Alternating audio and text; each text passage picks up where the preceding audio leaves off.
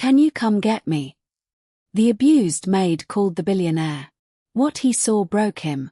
The truth came out when no one expected it. Not in a courtroom. Not in a boardroom. It came out on a marble floor, at 2 a.m, with a phone pressed against a bruised cheek. She wasn't supposed to call him. She wasn't supposed to survive what happened that night. But some secrets don't stay buried in mansions with 100 rooms. Some truths crawl their way out no matter how much money tries to bury them. And what he found when he walked through those doors would break him and change everything.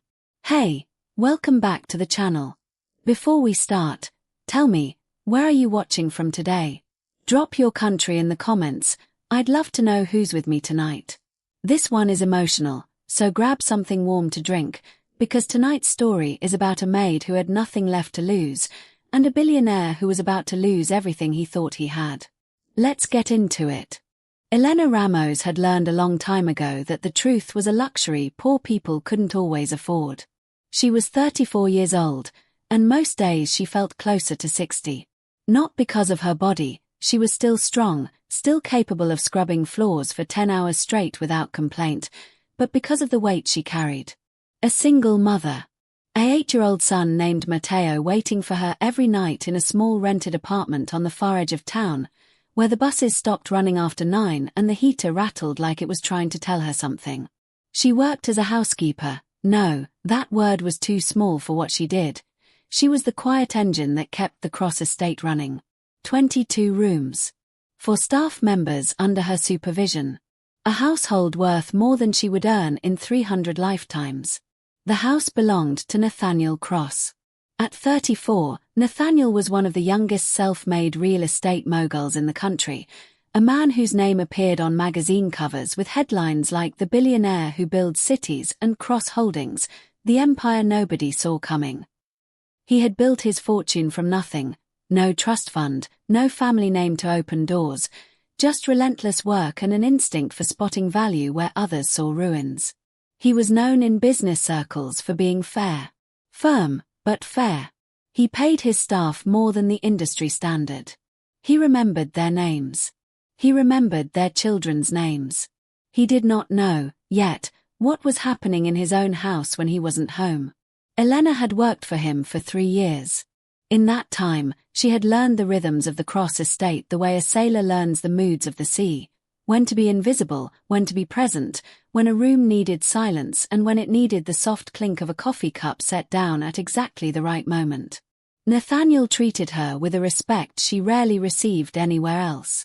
He always said good morning. He asked about Matteo. Once, when her son had a fever and she'd had no one to watch him, Nathaniel had told her to bring him to the estate rather than lose a day's pay. Matteo had spent that afternoon in the massive library, wrapped in a blanket, watching cartoons on a screen bigger than their apartment wall. But 6 months ago, everything in the house had changed. That was when Vanessa Hale moved in. Vanessa was 30 years old, stunning in the practiced, polished way of someone who had spent her entire life being looked at.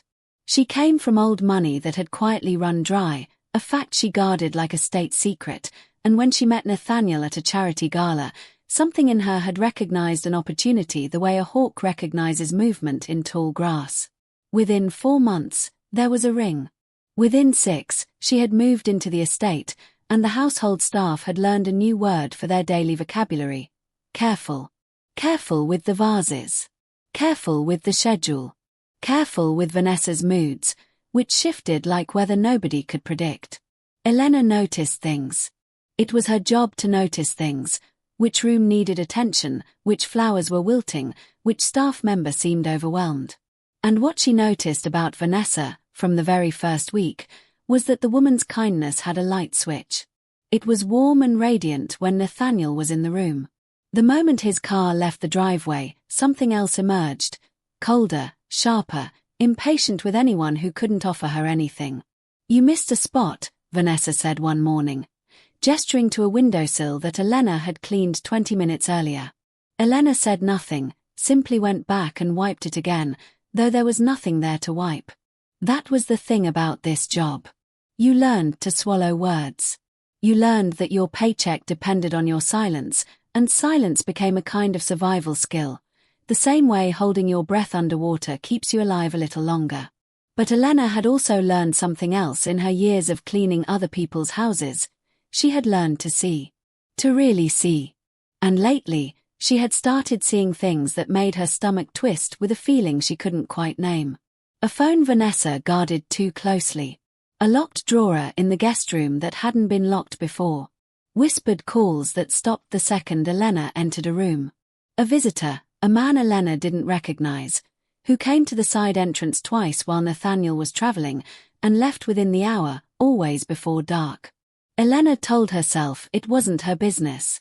She had a son to feed, a rent payment due on the 1st, and a job that paid better than anything she could find elsewhere in this city. She had learned not to ask questions in houses like this one. Questions had a way of costing you everything. But some nights, lying awake in her small apartment, listening to Matteo's soft breathing in the next room, Elena would think about Nathaniel. The way he always thanked her, the way he never once made her feel small despite the ocean of difference between their lives, and she would feel a small, uncomfortable ache. Like watching a good man walk toward something he couldn't see coming. She had no idea, that Tuesday morning as she polished the banister of the grand staircase, that in exactly 11 days, she would be the one to make sure he saw it. She had no idea that the truth she'd been quietly swallowing for 6 months was about to force its way out of her. Bruised, bleeding, and impossible to ignore.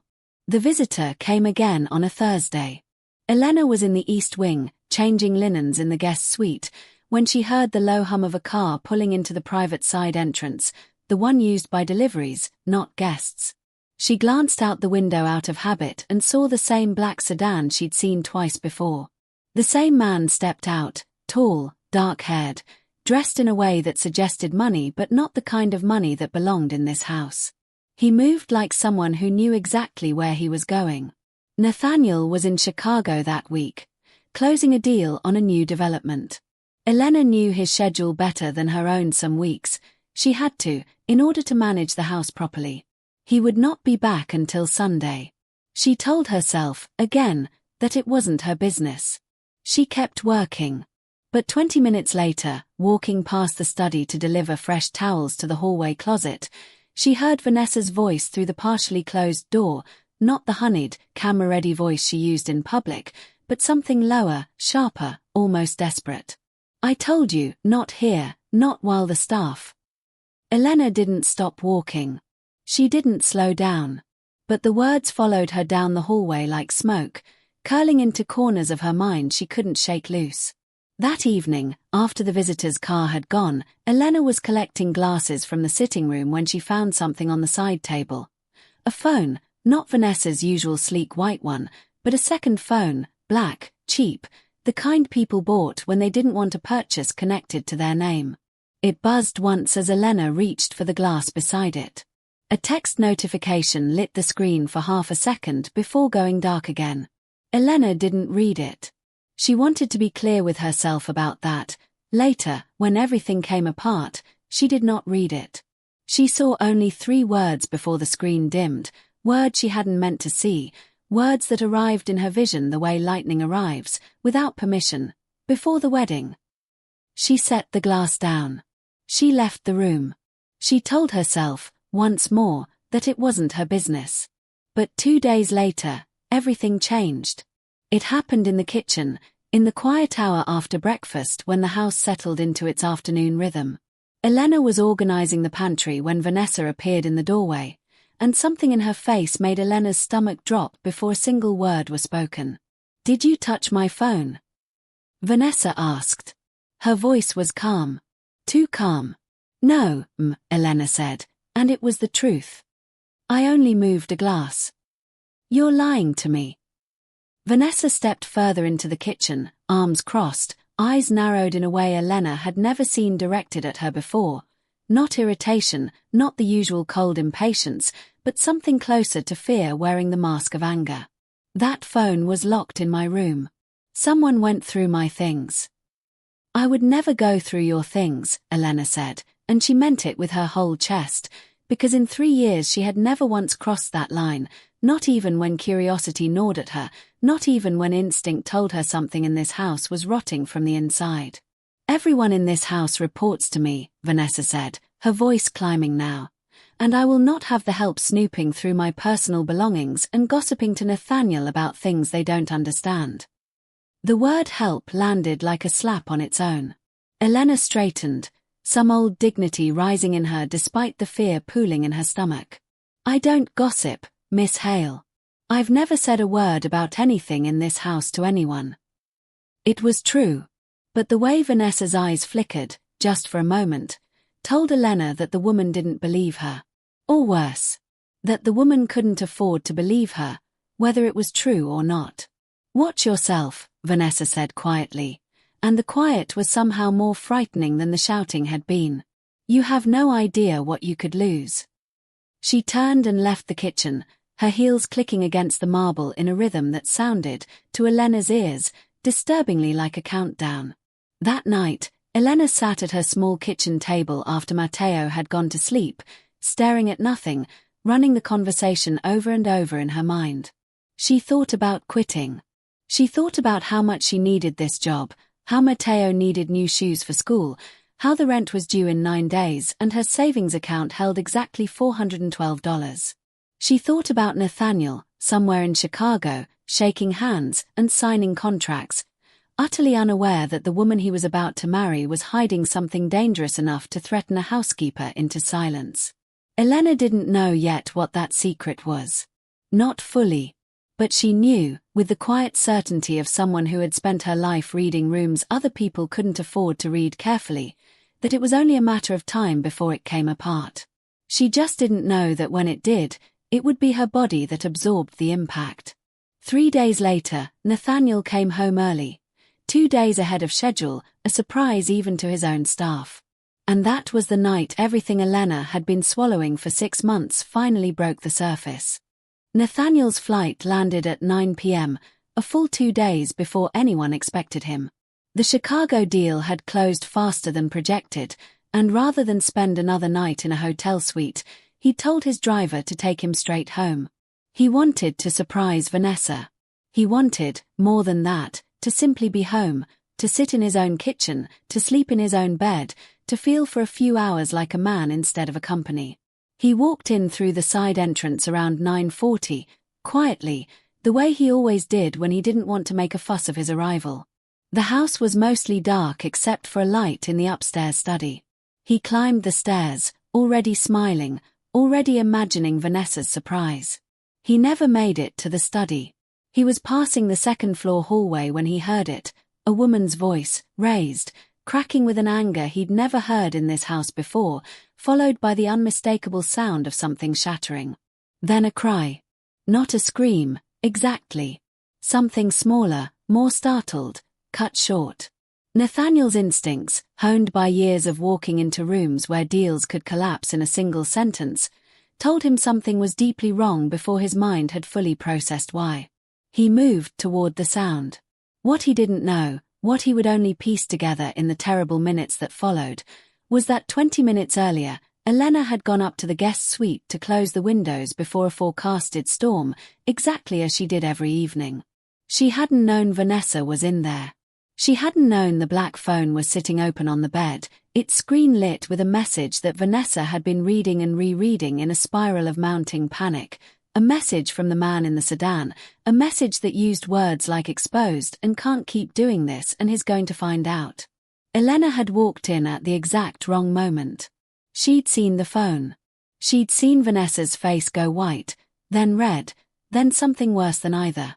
"You've been spying on me this whole time," Vanessa had hissed, closing the distance between them faster than Elena could react. "You've been waiting for this, haven't you? Waiting to run to him with something to make yourself look important." "I didn't see anything, I swear, I was only closing the..." "Don't lie to me." The words had come out as something closer to a shriek, 6 months of carefully maintained composure finally cracking apart at the seams.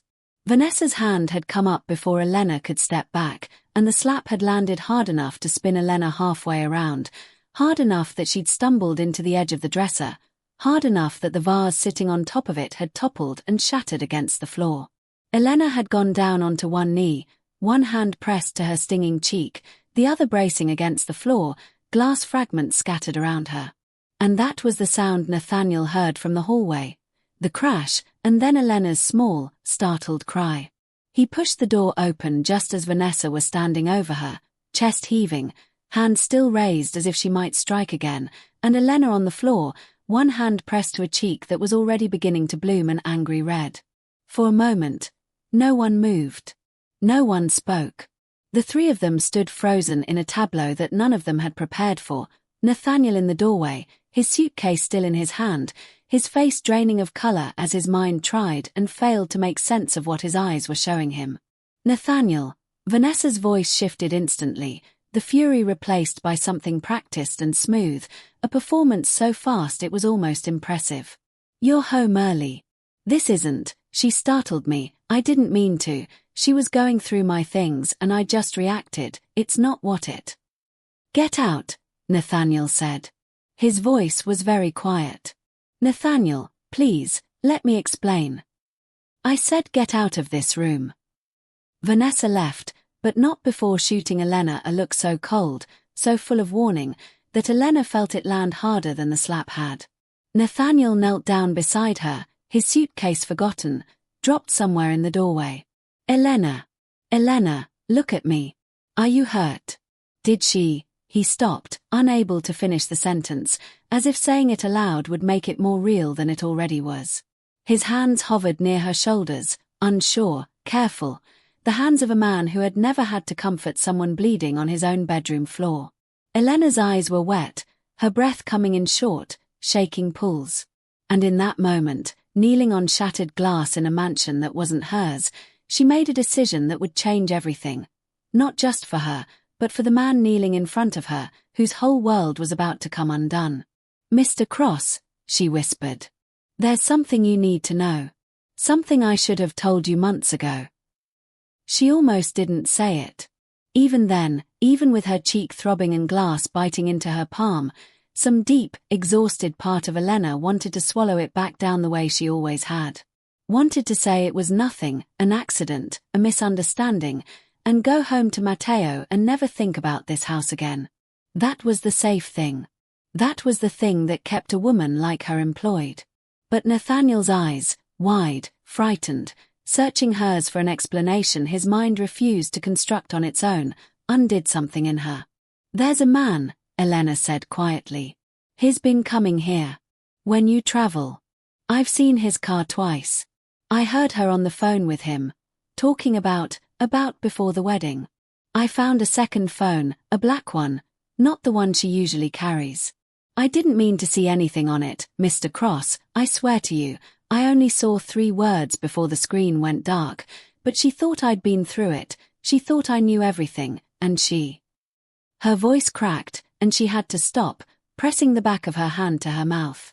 Nathaniel didn't say anything for a long moment.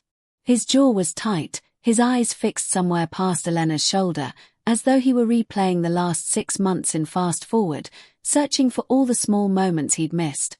The calls that ended when he entered a room, the trips Vanessa took to see her sister that never quite added up, the way she'd started keeping her phone face down on every surface. Who is he? Nathaniel asked.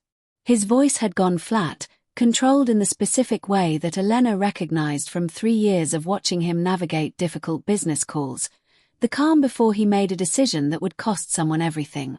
I don't know his name, Elena said. I only know his car. Black sedan. He comes to the side entrance so the front cameras don't catch him. Nathaniel closed his eyes briefly. When he opened them, something in his face had hardened, though his hands remained gentle as he helped Elena to her feet, carefully avoiding the broken glass. You should have told me sooner. I was afraid, Elena admitted, and the honesty of it surprised even her. I need this job, Mr. Cross. I have a son. I couldn't afford to be wrong, or to be the reason. You're not going to lose your job, Nathaniel said firmly. You should never have felt afraid to tell me the truth in my own house. He walked her downstairs himself, insisted the household nurse, kept on staff for exactly this kind of emergency, though never before for this reason. Look at her cheek and her hands, where 2 small cuts from the glass needed cleaning. He offered to call her a doctor. He offered to send her home in his own car. Elena refused both, quietly, needing more than anything in that moment to simply get back to her small apartment, to Matteo, to a version of the world that made sense. "Take tomorrow off," Nathaniel told her as she gathered her coat, his voice softer now, though something dangerous still simmered beneath it. "Paid. I need to handle this." Elena nodded and left through the side entrance, the same one the black sedan always used, and the irony of that was not lost on her as she walked to the bus stop in the cold, her cheek throbbing, her hands trembling, not entirely from pain. She didn't call anyone that night. Not a friend, not her sister in Phoenix, no one. She simply sat at her kitchen table long after Matteo had fallen asleep, staring at her phone, wondering if she'd just destroyed the best job she'd ever had, or if she'd finally, after 6 months of careful silence, done the only right thing available to her. She had no way of knowing that upstairs in the Cross estate, Nathaniel had not slept at all. He had spent the night going through security footage from the side entrance, footage that told him everything Elena hadn't been able to. A license plate, timestamps stretching back 4 months, a pattern too consistent to be anything but exactly what it looked like. By morning, he had a name. By morning, he had a decision to make. And by the time Elena's phone rang 2 days later, not from Nathaniel, but from an unknown number that turned out to be Vanessa herself, her voice sugar-sweet and threatening in the same breath, warning Elena to remember her place if she knew what was good for her. Elena understood, with a cold certainty settling in her stomach, that this was far from over. She had told the truth. And in houses like the Cross estate, the truth had a way of getting more dangerous before it got safer. Nathaniel Cross had built an empire on a simple principle: never make a decision out of anger. Anger clouded judgment. Anger made men sign bad deals, burn bridges they'd need later, say things that couldn't be unsaid. So for 2 days, he did not confront Vanessa directly. He gathered facts instead, the way he'd gathered facts his entire career, quietly, methodically, without tipping his hand. The name attached to the license plate was Marcus Webb, a man with a modest real estate consulting business and, as it turned out, a considerable amount of debt. Nathaniel's private security team, the same team that vetted every major business partner before a deal was signed, pulled together a picture over the course of 2 days that made his stomach turn with every new detail. Marcus and Vanessa had known each other for years, long before she'd ever met Nathaniel at that charity gala. They'd dated on and off in their 20s. And according to the financial records Nathaniel's team was able to legally access, records tied to Vanessa's family accounts, which she had listed him as an emergency contact on years earlier and never removed, Marcus's business had received 3 separate transfers from an account linked to Vanessa in the past 4 months, totaling just under $200,000. It didn't take a genius to see the shape of it. Vanessa's family money, the money she'd guarded so carefully, the money that had quietly run dry years before Nathaniel ever met her. Some of it, it seemed, was being funneled to an old flame with mounting debts, an old flame who kept showing up at the side entrance whenever Nathaniel was out of town. But there was something else. Something that took until the second night to surface, buried in an email thread Vanessa had apparently forgotten still existed on a shared family account. A thread from 8 months ago, before she'd even met Nathaniel, in which she'd written to a friend about finally landing something real this time, about how if this works out, none of it will matter anymore, about a timeline that lined up, with sickening precision, to the week she'd been introduced to him. Nathaniel read that email 4 times in his study at 2 a.m., the house silent around him, and something in his chest went cold in a way it hadn't in 15 years of business, not since the early days, when he'd trusted the wrong partner and nearly lost everything, and learned the hardest lesson of his life, that charm and love were not always the same thing, and it took a broken heart to tell them apart. He thought of Elena then, of her voice shaking as she told him the truth she'd been terrified to share, of the fear in her eyes that had nothing to do with Vanessa's hand and everything to do with the very real possibility that telling the truth would cost her everything. He thought about how, in 3 years, She had never once asked him for anything beyond what was owed to her. How she'd brought her sick son to work rather than lose a day's pay, and even then had insisted on working half a shift once Matteo's fever broke. How different that quiet dignity was from 6 months of performance he'd mistaken for love. He thought about calling his lawyer that night. He thought about confronting Vanessa immediately. But he made himself wait one more day, made himself be certain, made himself gather every piece before he brought the whole structure down. Because Nathaniel Cross had learned, in business and now, devastatingly, in life, that when you moved against someone dangerous, you moved once, and you moved completely. On the third day, he called Elena. "I need to ask you something," he said when she picked up, her voice tight with a wariness she couldn't quite hide. "And I need you to be completely honest with me, even if it's uncomfortable." "Of course, Mr. Cross. Has Vanessa contacted you since that night?" The silence on the other end of the line lasted just a beat too long. "She called me 2 days ago," Elena admitted. "She told me to remember my place. She implied that if I said anything else to you, I would, that people like me don't get second chances in houses like this one." Nathaniel closed his eyes, his hand tightening around the phone. "I'm sorry," he said, and he meant it in a way that went beyond an employer's obligation. "I'm going to fix this. I need you to come to the house tomorrow evening. Not to work. I need a witness to something, and I need someone in this house I actually trust." Elena hesitated. "Mr. Cross, I don't want any trouble." "I know," Nathaniel said quietly. "That's exactly why I'm asking you, and not anyone else." Elena almost didn't go. She stood in front of her closet for 20 minutes that evening, Matteo doing homework at the kitchen table behind her, and argued with herself about whether walking back into that house was wisdom or a mistake she couldn't afford. In the end, it wasn't loyalty to Nathaniel that made her put on her coat, it was something simpler and harder to name.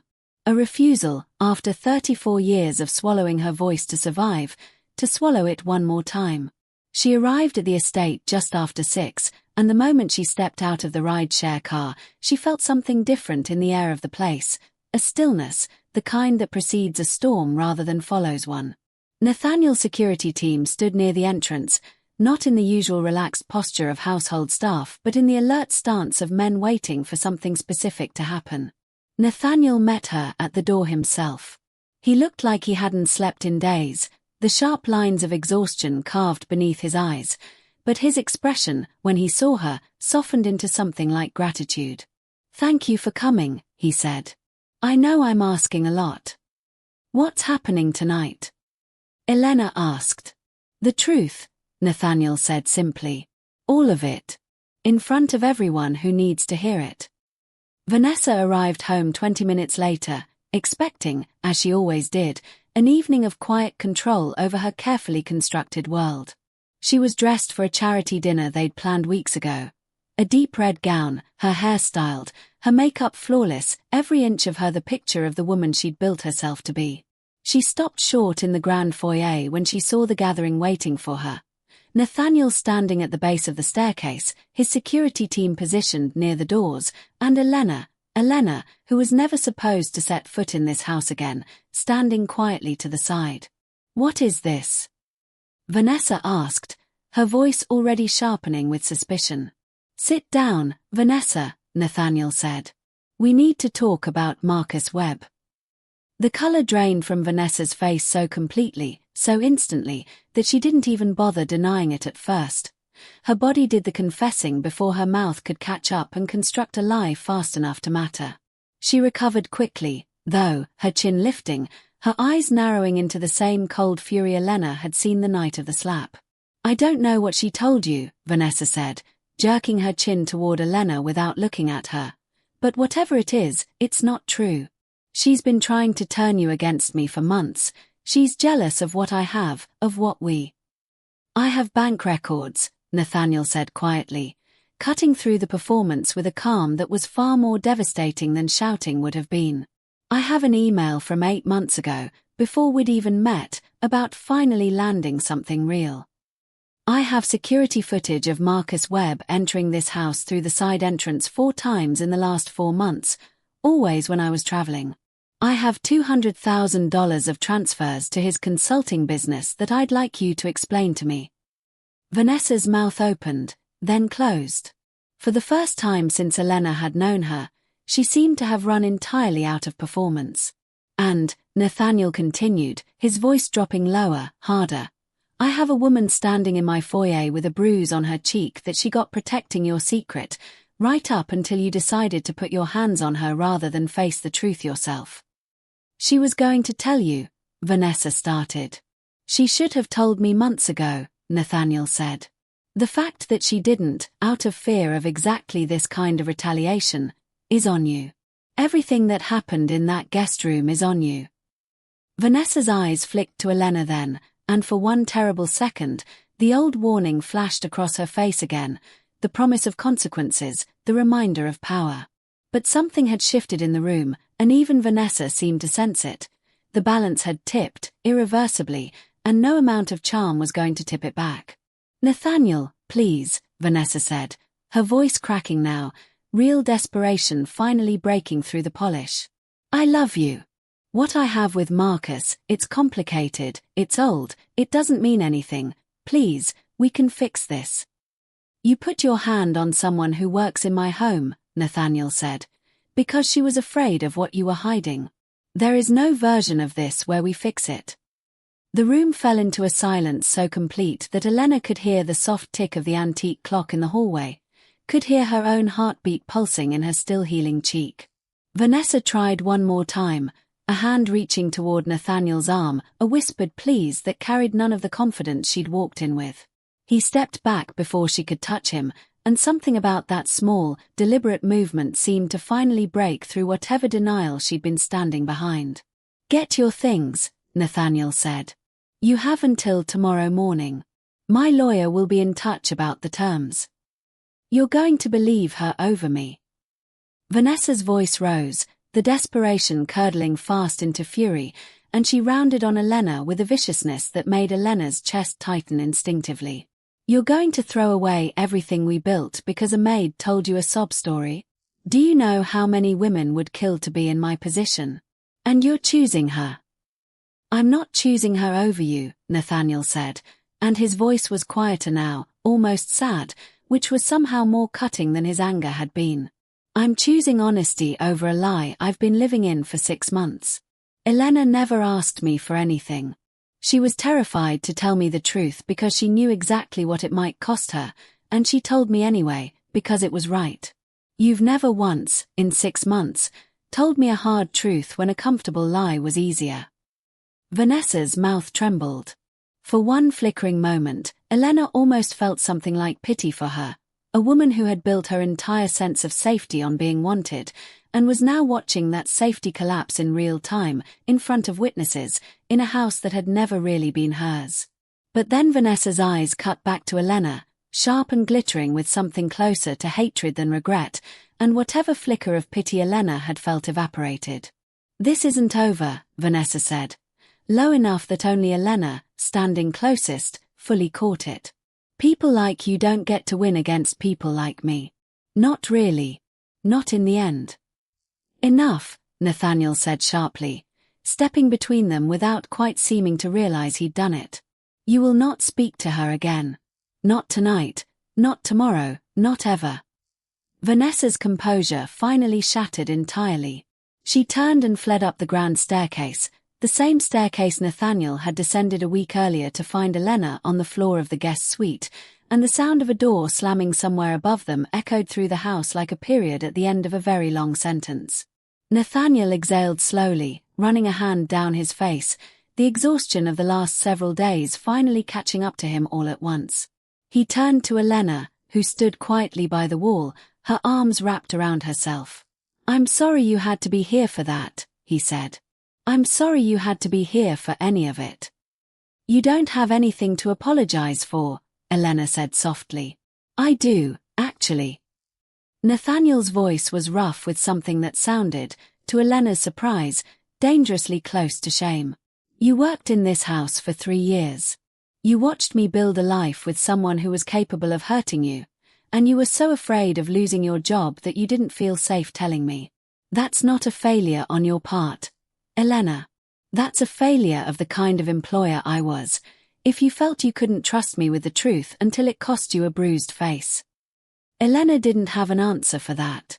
No one had ever apologized to her quite like that before, not for a specific wrong, but for an entire structure of power that had made her silence necessary in the first place. What happens now? She asked instead. Nathaniel looked at her for a long moment, something shifting behind his eyes. Not quite a plan yet, but the beginning of one. Now, he said, I make this right. Starting with you. The next morning, Vanessa's belongings were removed from the estate under the supervision of Nathaniel's legal team, every item photographed and catalogued to avoid any later dispute. She left without a scene, her fury apparently spent the night before, replaced by a cold, calculating silence that unsettled the staff more than her shouting ever had. The engagement was over. Within a week, the story had leaked to a gossip site, not through Nathaniel, who never spoke publicly about it, but through someone in Vanessa's own circle, eager for the attention a scandal like this could bring. The headlines were unkind to her in a way that surprised no one who had actually known her. Nathaniel didn't read the articles. He was focused on something else entirely. He called Elena into his study 3 days after that terrible night, and when she arrived, she found him standing at the window, looking out over the grounds with an expression she couldn't quite read. I've been thinking about what you said, he told her without turning around. About needing this job. About being afraid to lose it. I don't ever want an employee of mine to feel that afraid of the truth again. Mr. Cross, you don't have to. I do, actually. He turned to face her. I'm restructuring the household staff positions, effective immediately. I'd like you to take over as estate manager. Full oversight of the property, the budget, the staff schedules. The position that's been sitting empty since my last manager retired 18 months ago. It comes with a significant salary increase, full benefits, and housing on the property if you'd prefer it. Though I understand if you'd rather keep your own place for Matteo's school. Elena stared at him, certain for a moment that she'd misheard.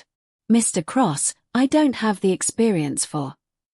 You've been running this house in every way that matters for 3 years, Nathaniel said. The title is the only thing that hasn't caught up to what you already do. And Elena, he paused, something more personal entering his voice now, I also want to set up an education fund for Matteo. College, whatever he decides he wants to do. Not as charity. As what should have already been part of fair compensation for someone who has quietly kept this entire household functioning while being underpaid and, apparently, unprotected. Tears rose in Elena's eyes before she could stop them, and she pressed the back of her hand against her mouth the same way she had that terrible night on the guest suite floor, though this time the tears came from somewhere entirely different. Why are you doing all of this? She asked quietly. Because you told me the truth when it would have been so much easier not to, Nathaniel said. Because you protected something you didn't have to protect, at a cost you shouldn't have had to pay. I spent 6 months not seeing what was right in front of me, and the one person in this house who saw clearly, who acted with integrity even when it terrified her, was the person I paid the least attention to. That's not a mistake I intend to keep making. Elena thought of Matteo, asleep in their small apartment, unaware that his mother's entire world had just shifted on its axis. She thought of the years of swallowed words, the careful silences, the bruised cheek that had somehow led, impossibly, to this moment. Thank you, she whispered, because there was nothing bigger or more eloquent she could find in that moment to hold the size of what she felt. Don't thank me, Nathaniel said, and for the first time in days, something like a real smile touched his face. Just keep telling the truth. This house needs more of that than it's had in a long time. Word traveled fast among the household staff, not through gossip, but through the quiet, grateful relief of people who had also, in their own ways, learned to be careful around Vanessa. Within days, the atmosphere of the estate transformed in a manner none of them could have predicted. The tension that had settled over the house like dust for 6 months began, slowly, to lift.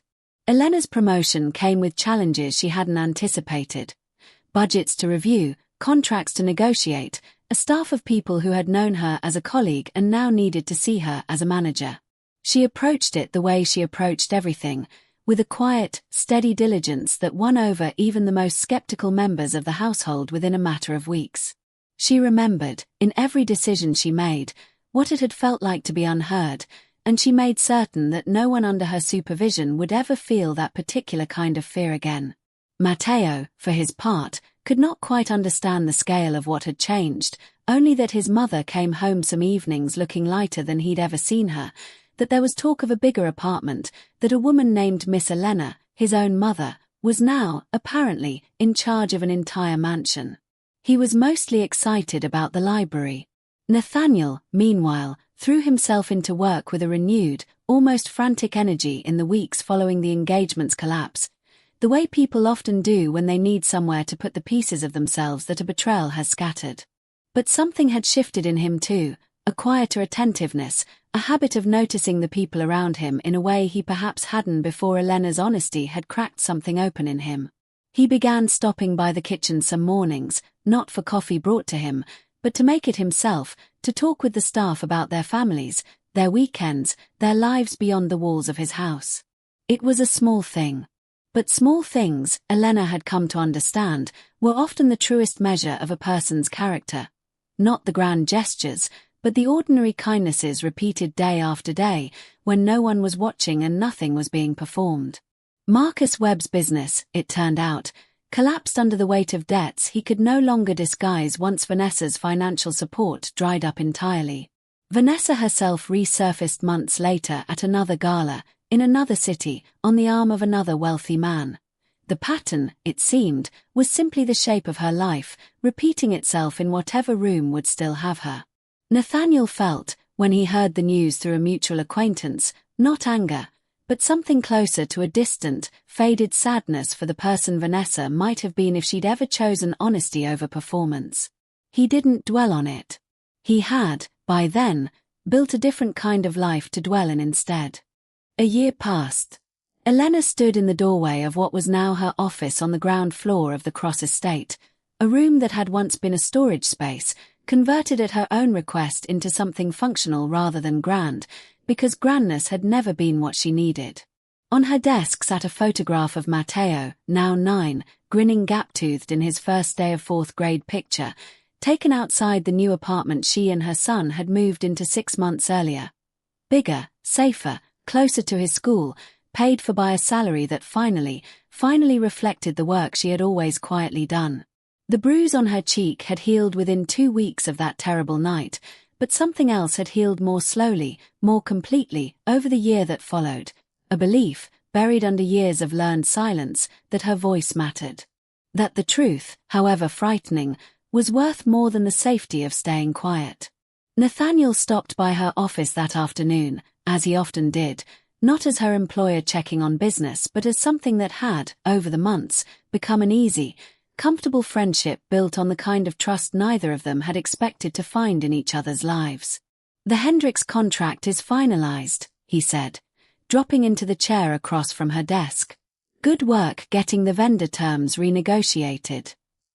"That was mostly you," Elena said, though the compliment settled somewhere warm in her chest.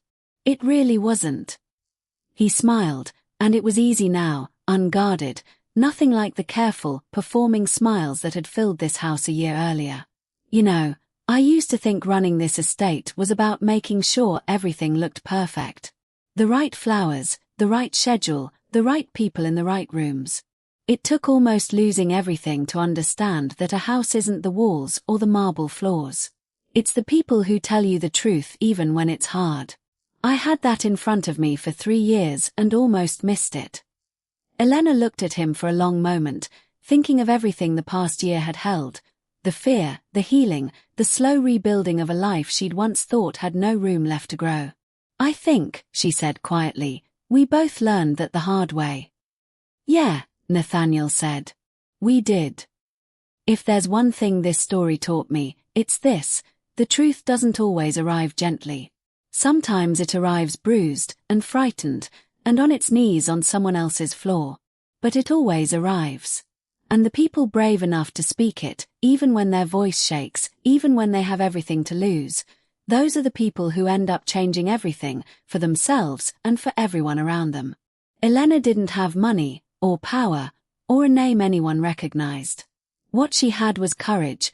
At the exact moment courage was hardest to find. And that courage didn't just save her, it saved a good man from a life built on a lie. If this story moved you tonight, hit that like button, it really helps this channel more than you know. Subscribe if you want more stories like this one, because there are so many more waiting to be told. And if you know someone who needs a reminder that telling the truth is always worth it, even when it's terrifying, share this with them. Thank you for spending this time with me tonight. I'll see you in the next story.